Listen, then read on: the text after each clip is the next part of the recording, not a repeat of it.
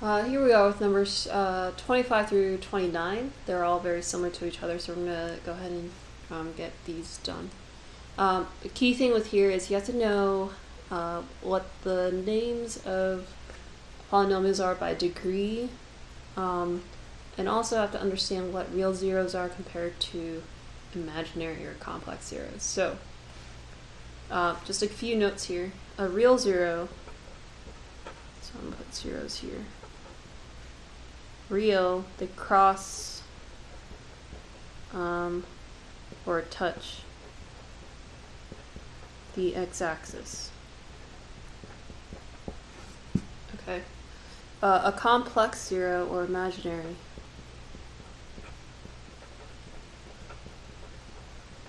will not.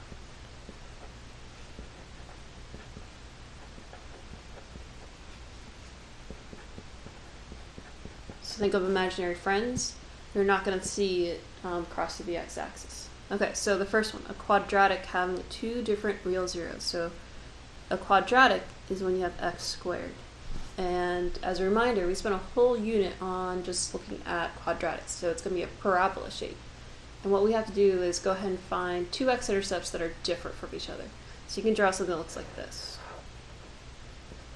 So this value is different from that value. So there's my graph. Okay. Number 26, a quadratic having two complex zeros. So it won't cross the x-axis. So you could do something where it's like underneath an upside down parabola or something that's right side up parabola. Okay. So I'm just going to go ahead. And there we go. Notice this parabola will never go ahead and cross this x-axis. So that's my quadratic with two complex zeros. 27, a quadratic, so remember it's x squared again, having one real zero with the multiplicity of 2. So multiplicity of 2 is going to bounce off the x-axis. So if I want to say my my 0 is at positive 2, it's a negative quadratic, I'm going to go ahead and come up, bounce where 2 is, come back down. Okay, so it only crosses the x-axis once, or it actually touches it and bounces off of it. Alright, a negative first degree function. First degree means my exponent is 1. Okay, you guys studied this for a whole year. Algebra 1, y equals, you could say like x plus 3.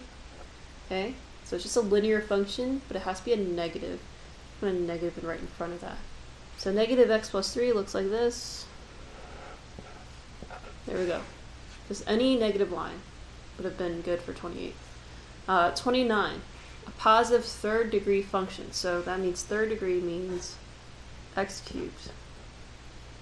Okay, having one real zero, so one x-intercept, and then two imaginary zeros. So we're going to have x cubed. Remember, x cubed looks like a disco and it turns twice.